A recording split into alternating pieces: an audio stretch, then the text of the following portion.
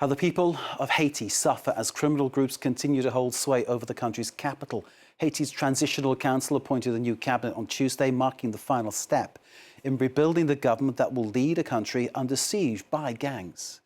This follows the gang killings of 3 police officers on patrol in part of Port-au-Prince, controlled by a gang leader, Jimmy Barbecue Cherizier. A group of armed men working under Cherizier ambushed a patrol from the police's anti-gang unit in the Delmas 18 neighbourhood and set it on fire. Meanwhile, there are people in Haiti at risk of malnutrition as the World Food Programme struggles to get supplies to those in dire need.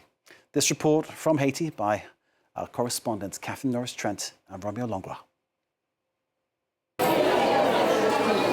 Parents with children crowd round the entrance to the paediatric ward at the Hôpital de la Paix in Haiti's capital, waiting in the long line for treatment.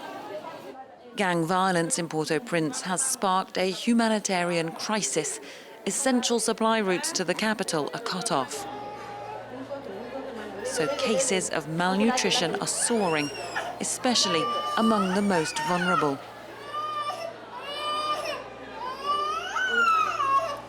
More than 400 underfed children were treated in this hospital in May alone. Baby Princely is a 1.5 years old, but weighs less than 7 kilos. She's a malnourished child who arrived here in a state of dehydration and shock, and she's anemic as well. She's 18 months old, but weighs only as much as a child of 3 to 5 months. She's still in danger. She needs a second blood transfusion. If not, she's severely anemic, so she might not make it. The head of this paediatric ward, Dr. Sinué, has seen the ravages of hunger rise over the past year, with cases up by 60%. As people have been displaced and with the violence, we're seeing ever more severe cases and side effects linked to heart and lung disease and problems with their joints as well. This is the only major hospital still functioning in Port-au-Prince. Others in the Haitian capital have been ransacked or destroyed or still lie in dangerous gangland territory. As the violence continues, Haiti's capital is packed with people in need.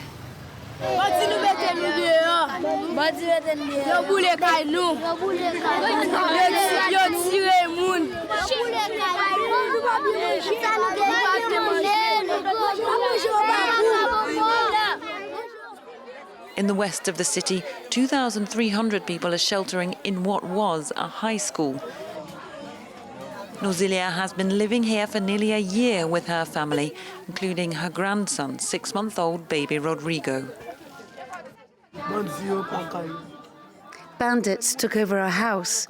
This morning I wanted to go there to pick some mangoes to eat, but when I saw them in the neighborhood, I just had to run away. We eat when we can, but very often we have to go without any food. Today, the World Food Programme is delivering hot meals. They've served up more than 1 million since the start of this year. But their country director says emergency operations alone aren't enough. The whole food supply chain needs to be rebuilt. Haiti is not at risk of being forgotten. It's been forgotten. The levels of malnutrition we're seeing in some areas of Port-au-Prince go beyond emergency levels, beyond critical, comparable to what we see in war zones. The problems here are ongoing. Prices have gone up, people have no income. We need to keep helping a country where almost half the population is living with severe food insecurity. Half the population, that's nearly 5 million people living with acute hunger. And there's no end to Haiti's crisis in sight. An urgent and tragic situation. Norris-Trent, Romeo Langlois, France 24's reporters there. We saw Jean-Martin Bauer of the World Food Programme in their report. Jean-Martin now joins us live to talk more about the situation. Thank you, Jean-Martin, for being with us. We saw from the report that it is a dire situation, a heartbreaking situation. Seeing children in such distress pulls on the heartstrings. It is awful to see. I can't imagine what you are going through, being right in the middle of all of this. Mark, thank you for having me on, and thank you for reporting on the situation in Haiti. It's something that just hasn't gotten enough attention. The eyes of the world need to be on Haiti, because right now, The food situation in this country is the worst it's been in a very long time. The humanitarian conditions in Haiti are the worst since the 2010 earthquake. We need action now because the most vulnerable parts of the population, these children, are now suffering. What kind of action, Jean-Martin? Could you talk us through what needs to be done? Well, first of all, humanitarian agencies in Haiti need to have access to the infrastructures that allow aid to come into the country. For a very long time, from March through May, the main port of Port-au-Prince was disrupted by the presence of armed groups. The port was looted. The airport of Port-au-Prince was closed to commercial traffic from early March to the end of May. And that's just meant that stocks needed by hospitals and clinics in Port-au-Prince were running out. Food stocks were also running out. As your report shows, the World Food Program has been able to mount quite an effort to provide hot meals to the displaced population of Port-au-Prince. But we need to have free movement of goods into Port-au-Prince to allow this effort to continue. Port-au-Prince has effectively been an island for the past few months. I told you about the port, the airport. The roads linking Port-au-Prince to the hinterland have also been disrupted because they're under the control of armed groups. And in this type of situation, that makes living conditions very difficult for the population. Food prices have gone up. Income earning opportunities have gone down because of the violence, because of the displacement. And people are unfortunately, as your report describes, struggling to make ends meet and quite often are cutting back on meals for themselves and for their children. You very clearly, Jean-Martin, painted this picture for us of what is going wrong. And is it fair to say that if the gangs weren't part of this equation, weren't part of this picture at all, you could actually get more positive work done into helping people? What's going on in Haiti, it's a perfect illustration of the correlation there is between conflict and food insecurity and conflict and malnutrition. It's happening right here.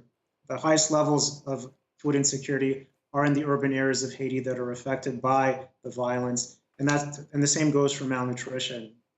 What's gone on is that the violence has prevented farmers of Haiti from producing the food that's needed to feed the cities. The breadbasket of Haiti, the Artibonite, is now under the control of armed groups. This is an area with high potential for irrigated rice. The producers there are no longer going out to farm as they used to. We estimate that more than 3,000 hectares of land in the Artibonite is no longer farmed at all because of the violence. The market women, the Madame Sarah, the women who bring food from rural areas to markets, are no longer able to do their jobs because they get racketeered, they get kidnapped. I've met market women who have been raped by these armed groups. So the people who should be feeding the nation are hiding at home. This needs to be resolved in order for Haiti to be food secure once again. And the violence in Port-au-Prince, as I said, is preventing people from working, it's preventing people from doing very basic things that they need to survive. And this violence needs to stop, security needs to return in order for Haiti to be food secure. With every sentence, Jean-Martin, you're giving us a different layer of the problem. And it is horrific to hear all this. And I'm sure people watching wherever they are in the world will be filled with shock as to what you're telling us and the effect this must be having on everybody concerned. Here on France 24, we reported about Ariel Henry, the Prime Minister, standing down. Some months ago it happened. We kind of, I think at the time, were reporting that this was something that would ease the situation. Clearly, that hasn't happened. Look, the problems that Haiti is facing came into being a long time ago. They didn't start with the resignation of Ariel Henry. They didn't start with the assassination of President Moïse in 2021.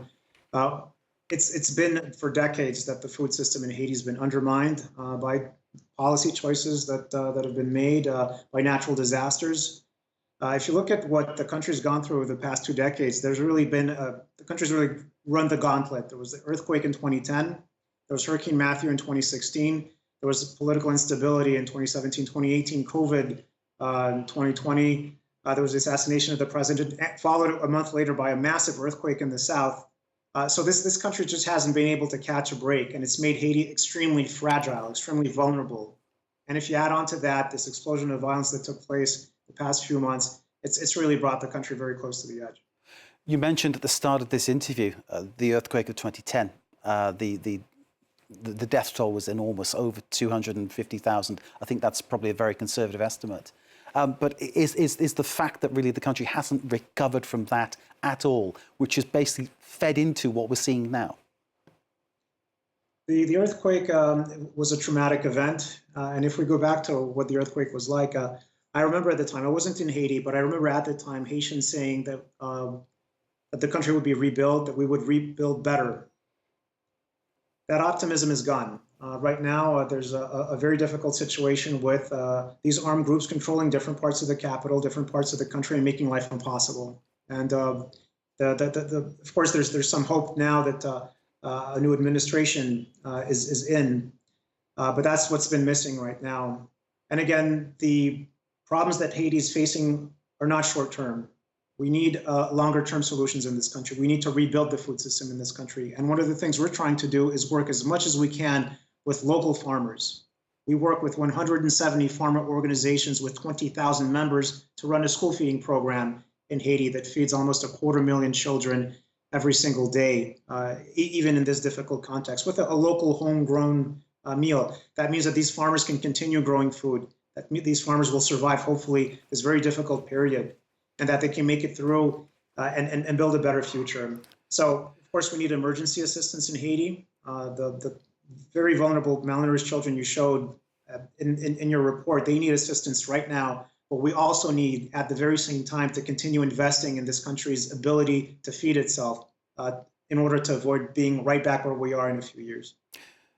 Jean-Martin Bauer, power to you, power to your organisation, because you're getting food to people, or trying to, against all the odds. And thank you for taking time to explain more about the situation in Haiti to us and to all our viewers, because it is an extremely important story and you're right in the centre of it. Thank you, Jean-Martin Bauer of the World Food Programme. Thank you so very much indeed. Great to meet you. Thank you very much indeed. Jean-Martin Bauer there of the World Food Programme, giving us more on the situation in Haiti, where people in the capital very much at risk of malnutrition or worse. Horrific images from our exclusive report by Catherine Norris-Trent and Romeo Langlois, and we will keep you up to date with all developments on the situation in Haiti as soon as we get it. That was apropos. You're watching France 24. Do stay with us.